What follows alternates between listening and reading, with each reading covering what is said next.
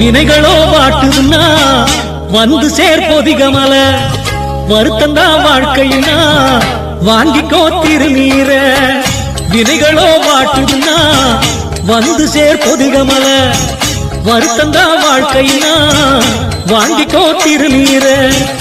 ஐயனார் இருக்கையிலே உனக்கு என்ன மனக்கவல நீ சொல்லி பாரு துயரங்களை